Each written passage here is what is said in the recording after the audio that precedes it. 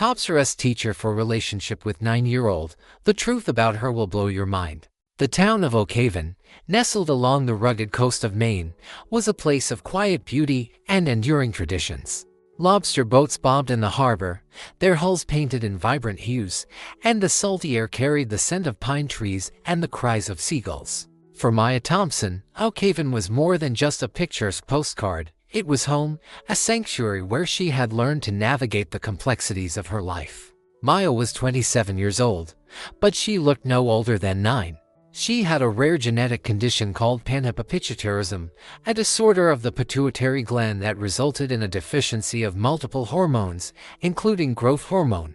This deficiency had stunted her physical growth, leaving her with the appearance of a child, but her mind, her emotions, and her experiences were those of an adult woman. She lived in a small, cozy cottage overlooking the ocean, a home filled with books, art supplies, and the comforting presence of her aging grandmother, Eleanor. Eleanor had raised Maya since she was a baby, after Maya's parents had died in a car accident. Eleanor had been Maya's rock, her protector, and her guide. She had taught her to embrace her uniqueness, to be proud of who she was, and to never let her condition define her. Maya had learned to navigate the world with a quiet confidence, a resilience born from years of dealing with stares, whispers, and misunderstandings.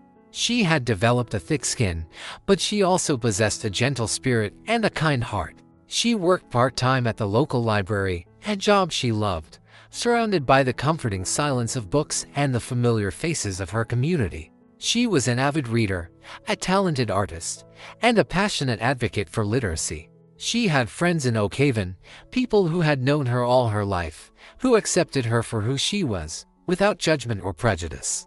But she also longed for a deeper connection, for a romantic relationship, for a love that transcended her physical appearance. She had dated in the past, but the relationships had always ended, often because of the men's inability to reconcile her youthful appearance with her adult age.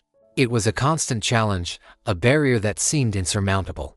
Despite the challenges, Maya remained hopeful. She believed that somewhere, out there, was someone who would see beyond her appearance, who would appreciate her for her intelligence, her kindness, and her unwavering spirit.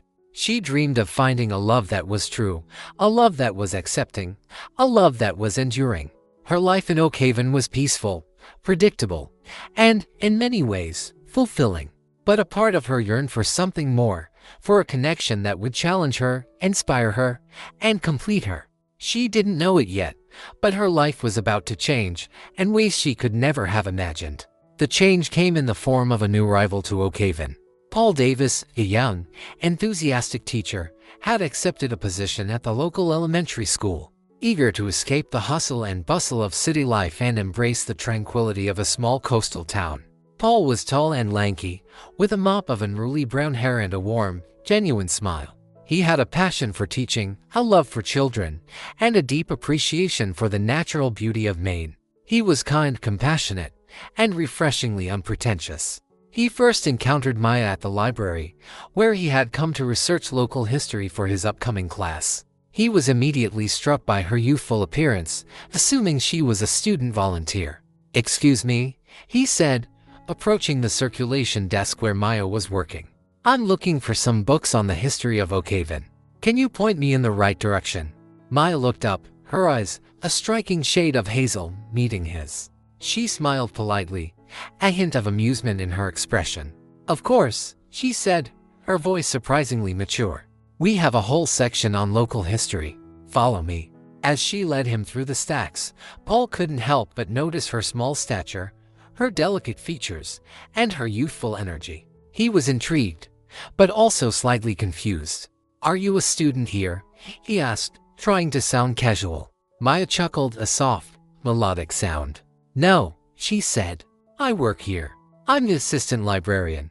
Paul was taken aback. He had clearly misjudged her age, and he felt a blush creep up his neck. "Oh, I'm sorry," he stammered. "I didn't realize." Maya smiled again, her eyes twinkling with amusement. "It's okay," she said. "It happens all the time." They spent the next hour discussing local history, Paul's teaching plans, and Maya's love for Oakhaven. He was impressed by her knowledge, her intelligence, and her passion for her community. He found himself drawn to her, captivated by her unique personality and her infectious enthusiasm. As he left the library, Paul couldn't shake the image of Maya from his mind. He was intrigued by her, puzzled by her, and undeniably attracted to her. He knew he had to see her again. He returned to the library the next day, and the day after that, finding excuses to talk to her, to learn more about her, to bask in her presence. They developed a comfortable rapport, a friendship based on shared interests and mutual respect. Paul, however, remained unaware of Maya's true age. He assumed she was a young adult, perhaps in her early 20s, and he treated her accordingly. He was careful not to overstep any boundaries, to maintain a professional distance, but his feelings for her were growing stronger with each passing day. The initial meeting was a classic case of mistaken identity, a misunderstanding that would set in motion a chain of events that would change both of their lives forever. But for now, it was the beginning of a friendship, a connection that held the promise of something more. As the weeks passed, Paul and Maya's friendship blossomed. They spent more and more time together, exploring the scenic trails around Oakhaven, visiting the local art galleries, and sharing quiet evenings at Maya's cottage. Talking for hours about everything and nothing, Paul found himself increasingly drawn to Maya's intelligence, her wit, and her gentle spirit. He admired her resilience, her quiet strength, and her unwavering optimism.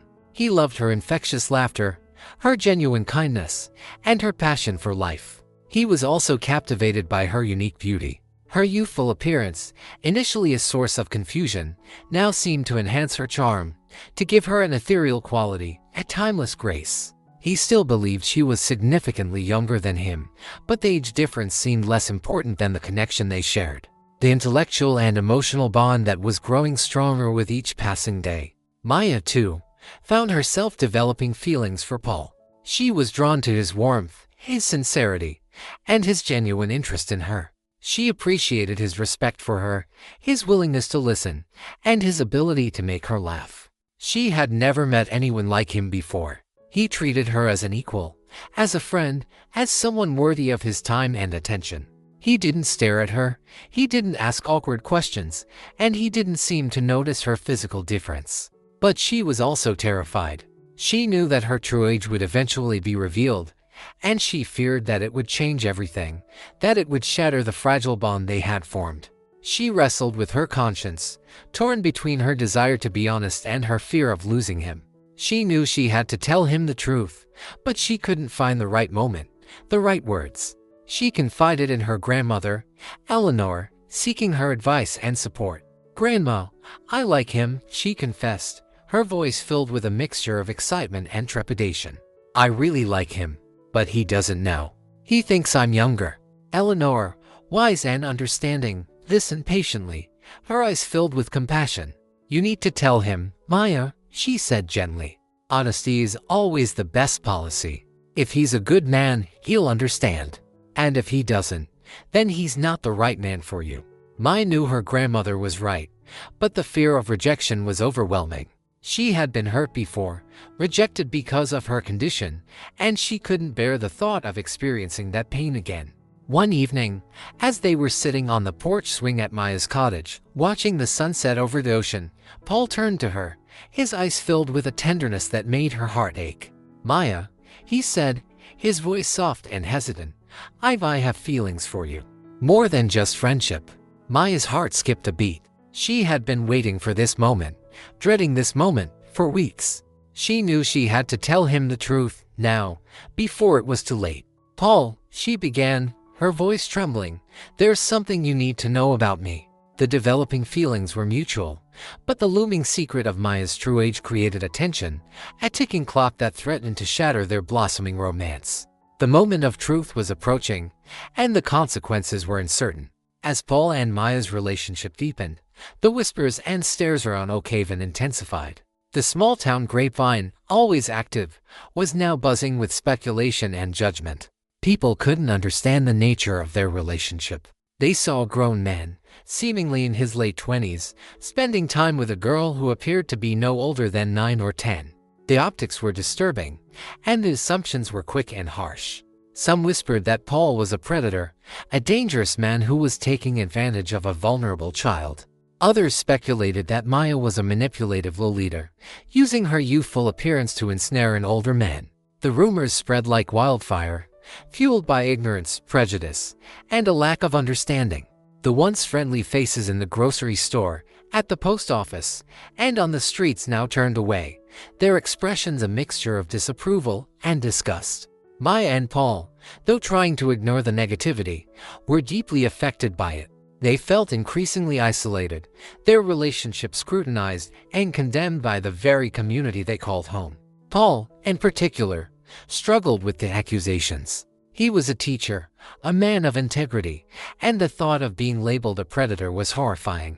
He knew he had done nothing wrong, that his feelings for Maya were genuine and respectful, but he couldn't control the perceptions of others. He tried to explain the situation to his colleagues at the school, but they were hesitant to believe him.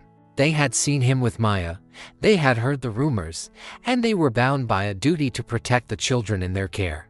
The school principal, concerned about the potential scandal, called Paul in for a meeting. "Paul, I need to address this situation," the principal said, his voice grave. "I've received several complaints from parents about your relationship with Maya. They're concerned about the age difference." Paul explained, as calmly as he could, that Maya was not a child, that she was an adult woman with a medical condition that made her appear younger. He emphasized that their relationship was consensual and appropriate. The principal, however, remained skeptical. He suggested that Paul take a leave of absence until the situation could be clarified. Paul was furious. He was being punished for something he hadn't done, judged based on appearances and assumptions. He refused to take a leave of absence, insisting on his innocence and demanding a fair hearing. The situation was escalating, threatening Paul's career, his reputation, and his relationship with Maya. The community's perception, fueled by ignorance and prejudice, was becoming a destructive force, threatening to tear them apart. The whispers and stares were more than just an annoyance, they were becoming a tangible threat. Amidst the growing storm of community disapproval and Paul's professional struggles, a new and even more shocking development emerged. Maya discovered she was pregnant. The news was both a joy and a terror. Maya had always dreamed of being a mother, but she had also been told by doctors that her condition, and hypopituitarism, made pregnancy highly unlikely, if not impossible. The hormonal deficiencies associated with her condition typically prevented ovulation and made carrying a child to term extremely risky. But against all odds, she had conceived. She shared the news with Paul, her voice trembling with a mixture of excitement and fear. "Paul, I'm pregnant," she said, her eyes searching his for a reaction. Paul was stunned, speechless for a moment. He had never considered the possibility of Maya becoming pregnant, given her condition. But his shock quickly gave way to joy, a profound sense of wonder and elation. "Pregnant," he repeated, a smile spreading across his face. That's amazing, Maya. That's incredible." He embraced her, holding her close, his heart overflowing with love. But his joy was soon tempered by a wave of concern. He knew that Maya's pregnancy would be high risk, that it would present unique challenges, given her medical history. He also knew that the news would further inflame the community's suspicions, that it would fuel the rumors and accusations, and that it would likely lead to even more scrutiny and judgment. They decided to keep the news private, for as long as possible, sharing it only with Eleanor, Maya's grandmother, and Dr. Anderson, Maya's longtime physician. Eleanor, initially shocked, embraced Maya with tears of joy, her heart filled with a mixture of hope and apprehension. She knew that this pregnancy would be a miracle, but also a tremendous challenge. Dr. Anderson, however, was gravely concerned. He explained the risks to Maya and Paul, outlining the potential complications, the need for specialized care, and the uncertain outcome. "Maya, this pregnancy is extremely high risk," he said, his voice serious. "Your body is not designed to carry a child.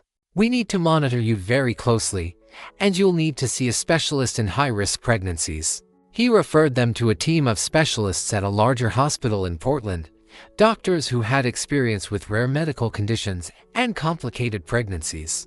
The unexpected pregnancy was a miracle, but it was also a ticking time bomb. It was a source of joy and hope, but also a catalyst for fear and uncertainty. It was a development that would further complicate their already challenging situation, and that would ultimately lead to the dramatic events that were about to unfold. Maya's pregnancy was, as Dr. Anderson had predicted, fraught with challenges. Her small stature and her hormonal deficiencies presented unique obstacles, requiring constant monitoring and specialized care. She was referred to Dr. Evelyn Reed, a renowned specialist in high-risk pregnancies at Maine Medical Center in Portland. Dr. Reed was a compassionate and experienced physician, known for her expertise in managing complex medical cases. Dr. Reed immediately put Maya on a strict regimen of hormone supplements, vitamins, and dietary restrictions. She ordered weekly ultrasounds, blood tests, and fetal monitoring to track the baby's development and to ensure Maya's health. The pregnancy took a heavy toll on Maya's body. She experienced extreme fatigue, nausea, and back pain. Her small frame struggled to accommodate the growing fetus, and she was at increased risk for premature labor, gestational diabetes, and preeclampsia. Paul, constantly by her side, did everything he could to support her. He attended every doctor's appointment, learned about her condition, and became her advocate, ensuring that she received the best possible care. He also took on more responsibilities at home, cooking meals, cleaning the house, and caring for Eleanor, who was becoming increasingly frail. He was exhausted, stressed, and constantly worried about Maya and the baby, but he never complained. The medical challenges were not just physical, they were also emotional and financial. The specialized care, the frequent hospital visits, and the constant monitoring were expensive, and their insurance only covered a portion of the costs. Paul, still facing scrutiny at work and a potential loss of income, was forced to take on extra tutoring jobs and to borrow money from friends and family. He was determined to provide for Maya and the baby, no matter the cost. Despite the challenges, Maya and Paul remained hopeful. They focused on the positives, celebrating each milestone, each successful ultrasound, each week that passed without complications. They decorated a small nursery in their cottage, painting the walls a soft yellow and filling it with baby clothes, toys, and books. They chose a name for the baby, a name that reflected their hope and their love, Samuel, meaning God has heard. They also continued to educate themselves about Maya's condition, learning about the long-term implications for her health and the potential challenges for their child. They knew that their journey would be difficult, but they were determined to face it together, with love, courage, and unwavering commitment. The medical challenges were a constant reminder of the fragility of life, the precariousness of their situation, and the extraordinary circumstances surrounding Maya's pregnancy. But they were also a testament to their resilience, their love, and their unwavering hope for a healthy baby and a future together. The simmering tension in Oak Haven finally boiled over, culminating in a shocking and devastating event: Paul's arrest. The rumors about his relationship with Maya, fueled by the news of her pregnancy, had reached a fever pitch. Someone, anonymously, had reported Paul to the authorities, accusing him of child abuse. One evening, as Paul and Maya were returning home from a doctor's appointment, they were met by two police officers at their doorstep. The officers, their faces grim, informed Paul that he was under arrest for the statutory rape of a minor. Paul was stunned, speechless. He looked at Maya, his eyes filled with disbelief and fear. Maya, her face pale, her body trembling, clung to his arm, her voice a desperate plea. "No, it's not true," she cried. "He didn't do anything. I'm not a child." The officers, however, ignored her pleas. They handcuffed Paul, read him his rights, and led him away to a waiting police car. Maya watched in horror as the car drove away, taking Paul with it. She felt helpless, devastated, and utterly alone. Her world had collapsed around her. Her worst nightmare had come true. The arrest sent shockwaves through Oak Haven. The rumors and whispers intensified, fueled by the sensational news.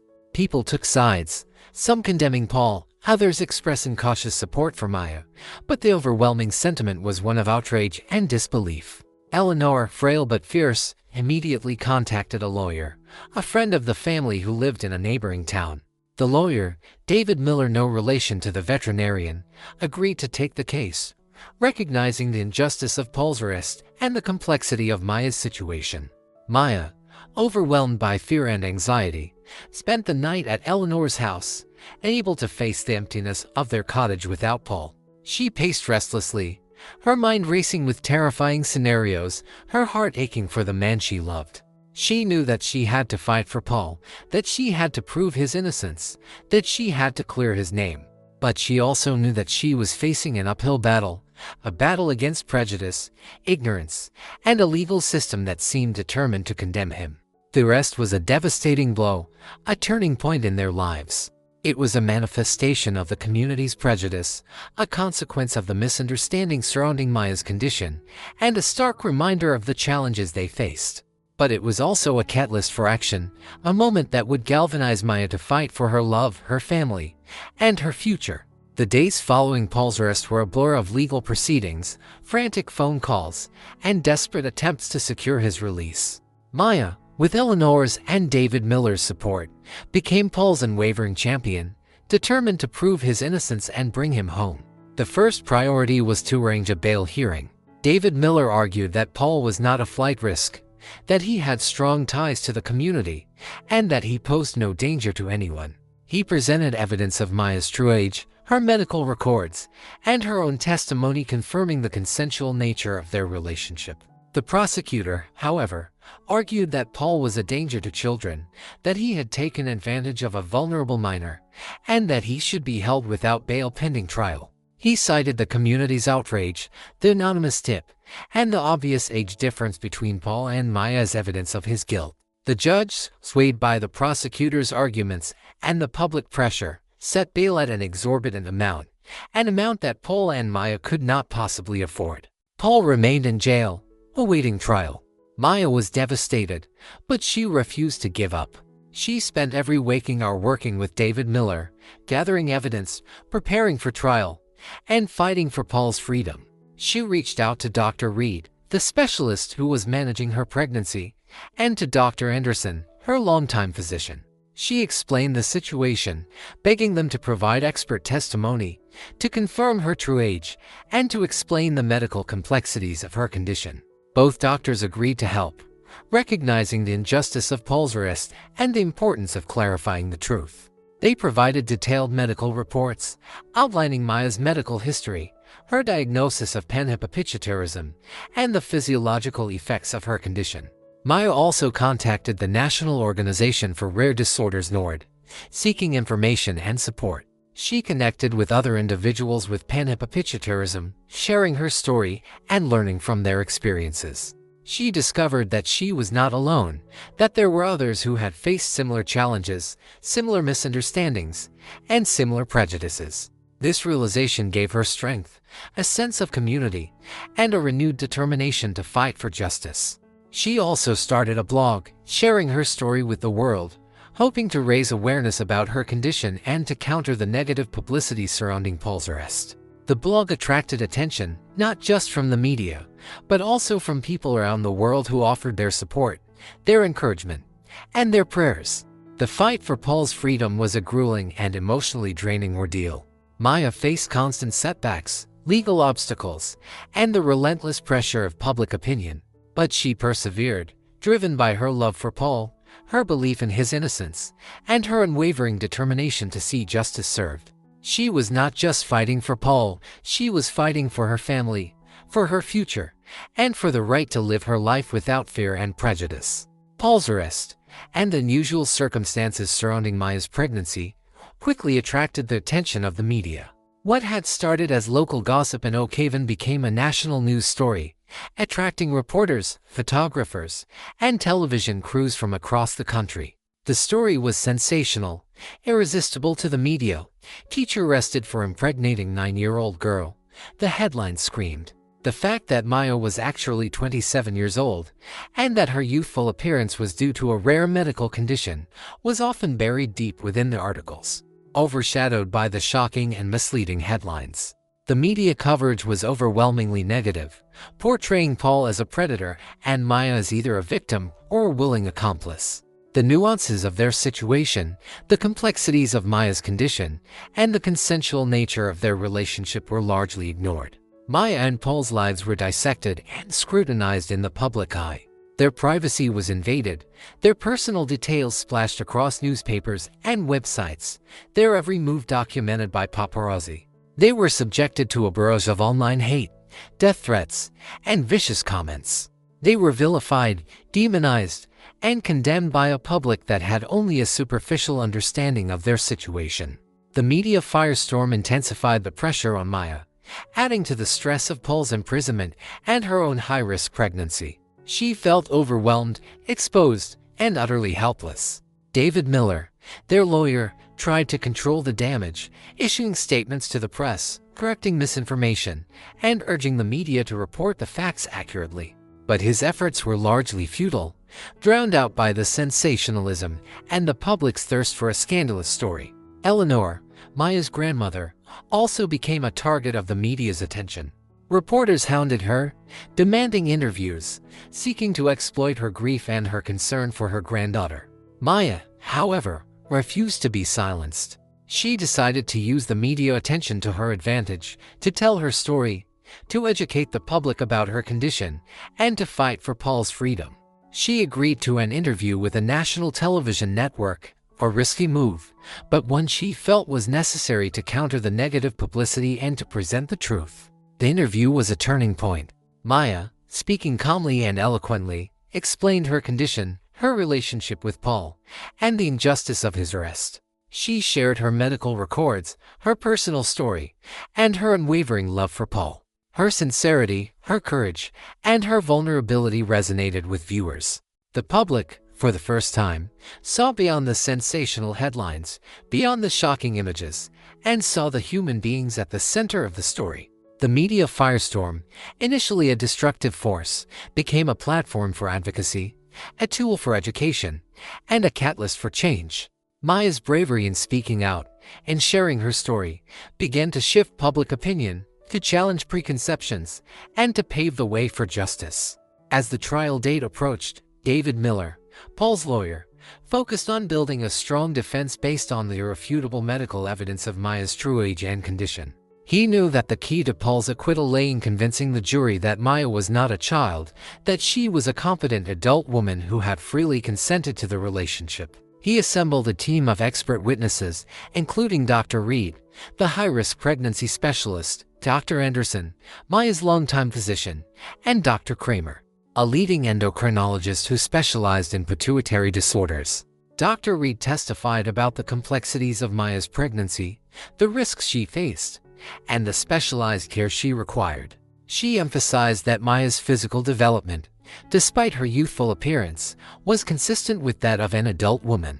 Dr. Anderson presented Maya's medical history, detailing her diagnosis of panhypopituitarism, her hormone treatments, and the long-term effects of her condition. He explained that her physical growth had been stunted, but her cognitive and emotional development were normal. Dr. Kramer, the endocrinologist, provided a detailed explanation of panhypopituitarism, its causes, its symptoms, and its impact on growth and development. He presented scientific evidence, medical literature, and case studies to support his testimony. He explained that while Maya appeared to be a child, her hormonal profile, her bone density, and her reproductive organs were all consistent with those of an adult woman.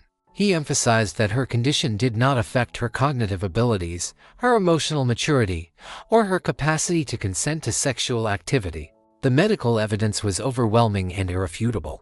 It clearly demonstrated that Maya was not a child, that she was a 27-year-old woman with a rare medical condition. David Miller also presented Maya's birth certificate, her school records, and her driver's license as further proof of her age. He called character witnesses, friends and family members who testified to Maya's maturity, her intelligence, and her loving relationship with Paul. The prosecution, however, continued to argue that Paul had taken advantage of a vulnerable minor, that he had known about her condition, and had exploited her for his own sexual gratification. They presented witnesses who testified to Paul's inappropriate behavior with Maya, the whispers and stares in the community, and the anonymous tip that had led to his arrest. They attempted to discredit the medical evidence, suggesting that it was biased, incomplete, or irrelevant. They argued that regardless of Maya's true age, Paul had a moral, an ethical responsibility to avoid a relationship with someone who appeared to be so young. The trial was a battle of perceptions, a clash between medical facts and societal biases. The jury had to weigh the evidence, consider the testimonies, and decide whether Paul was a criminal or a victim of circumstance. The medical evidence, however, was the cornerstone of the defense, the irrefutable proof that Paul had not committed the crime he was accused of. It was the truth that would ultimately set him free. After weeks of intense testimony, conflicting narratives, and emotional turmoil, the jury finally reached a verdict. The courtroom was packed, the atmosphere thick with anticipation. Maya, holding Eleanor's hand, sat in the front row, her heart pounding, her eyes fixed on the jury box. The foreperson stood, his face solemn, and read the verdict, not guilty. A collective gasp swept through the courtroom. Maya burst into tears, relief washing over her in a wave of overwhelming emotion. Paul, standing beside his lawyer, closed his eyes, his body trembling with a mixture of gratitude and disbelief. The judge dismissed the charges, and Paul was free to go. He rushed to Maya, embracing her tightly, their tears mingling as they held each other, their love a beacon of hope amidst the chaos. The verdict was a vindication, not just for Paul, but for Maya, for their relationship, and for the truth. It was a victory over prejudice, ignorance, and the rush to judgment that had nearly destroyed their lives. But the victory was bittersweet. Paul had spent weeks in jail, his reputation tarnished, his career in jeopardy. He had been subjected to public humiliation, threats, and the agonizing uncertainty of a trial. As they left the courtroom, they were met by a throng of reporters, cameras flashing, microphones thrust in their faces. Paul, his voice hoarse but firm, made a brief statement. "I am grateful for the jury's verdict," he said. "I am innocent, and I have always been innocent.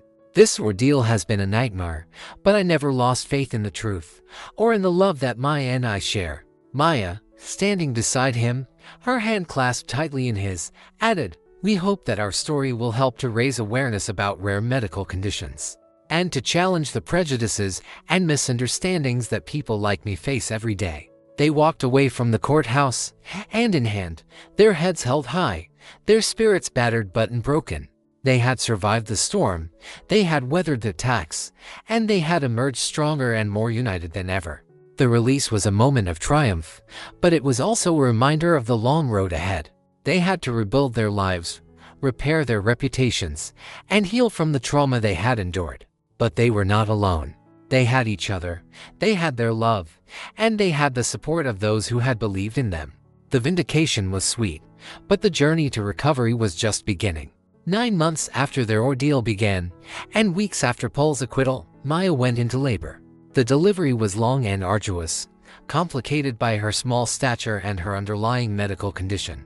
Dr. Reed and her team were prepared for every eventuality, their expertise and care ensuring the safety of both mother and child. Finally, after hours of intense labor, Samuel was born. He was a small but healthy baby boy, his arrival a testament to the resilience of the human spirit and the power of love. Maya and Paul, gazing at their son, felt a surge of overwhelming joy, a profound sense of gratitude, and a renewed hope for the future. They had faced unimaginable challenges, they had endured unimaginable pain, but they had emerged victorious, their love stronger, their family complete. Samuel's birth was a new beginning, a chance to start fresh, to leave the darkness of the past behind, and to embrace the bright promise of the future. They decided to leave Oakhaven, seeking a fresh start in a new community, a place where they could raise their son without the shadow of prejudice and misunderstanding. They moved to Portland, where Maya had received her specialized medical care, a city known for its progressive values and its welcoming atmosphere. Paul found a teaching position at a private school, and Maya, after taking some time to recover from the delivery, began working from home as a freelance writer and illustrator.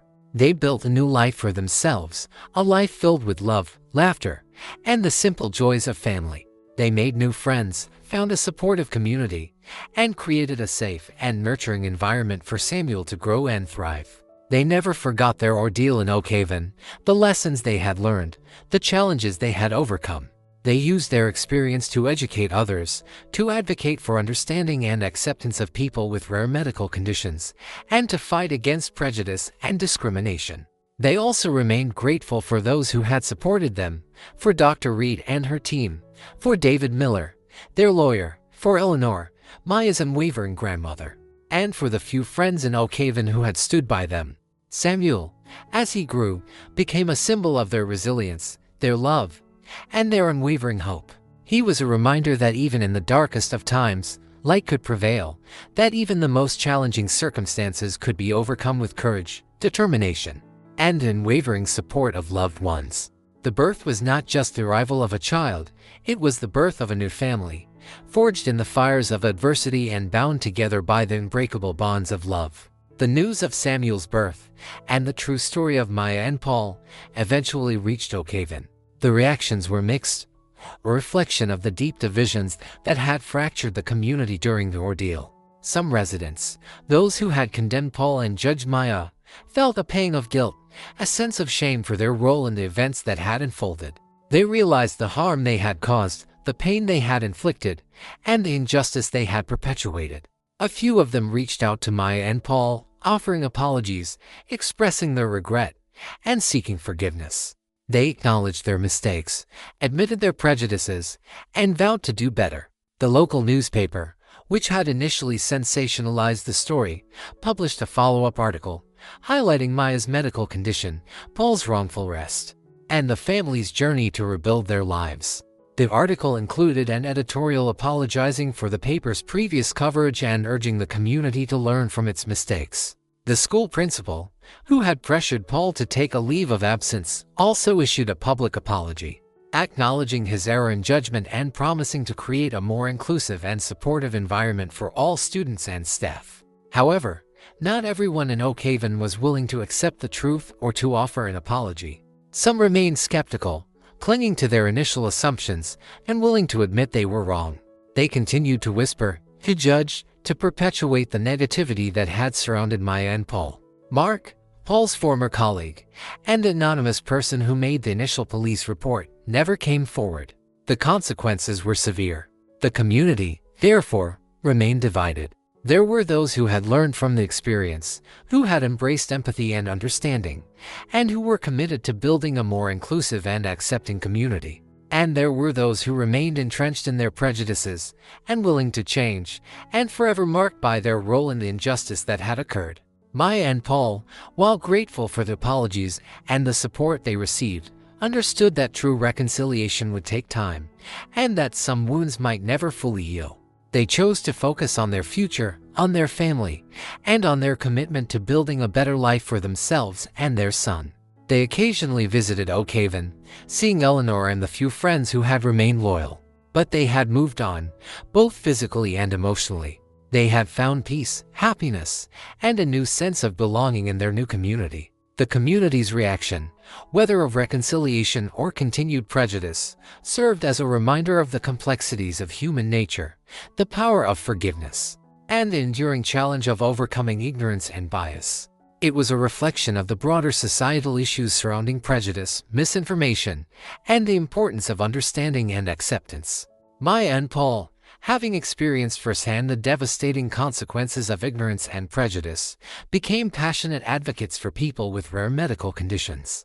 They understood the challenges, the isolation, and the discrimination that individuals with unusual appearances or disabilities often faced.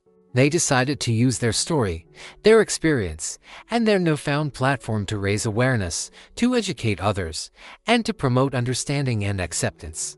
They started by sharing their story with local support groups, connecting with families who were facing similar challenges. They offered comfort, encouragement, and practical advice, sharing their journey and inspiring others to persevere. Maya, with her artistic talent, created a series of illustrations depicting her life with panhypopituitarism. The illustrations were poignant, powerful, and deeply personal, capturing the emotional and physical realities of her condition. Paul, using his teaching skills, developed educational materials about rare medical conditions, dispelling myths, challenging stereotypes, and promoting empathy and understanding. They collaborated on a website and a social media campaign, sharing their story with a wider audience, connecting with individuals and organizations around the world. They received messages of support from people who had been touched by their story, who had found inspiration in their resilience, and who had learned from their experience. They were invited to speak at conferences, schools, and community events, sharing their story and advocating for policy changes that would protect the rights and dignity of people with rare medical conditions. They worked with lawmakers to introduce legislation that would require schools and workplaces to provide accommodations for individuals with disabilities, and to combat discrimination based on appearance or medical condition. They became voices for the voiceless, champions for the marginalized, and advocates for a more inclusive and accepting society. Their advocacy work was not just about raising awareness, it was about creating a world where their son, Samuel, could grow up without facing the same prejudices and misunderstandings that they had endured. It was about building a future where everyone, regardless of their differences, could feel safe, respected, and valued. Their efforts were met with both support and resistance. Some people were inspired by their story, eager to learn and to change their attitudes.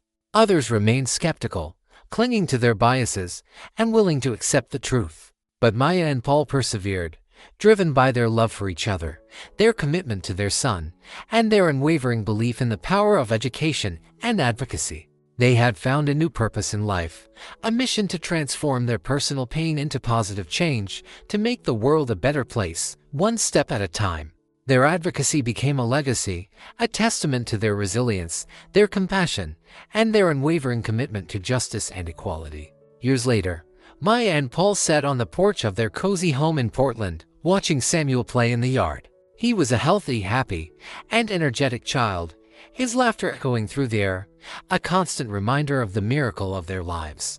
They had built a life filled with love, purpose, and a deep sense of connection.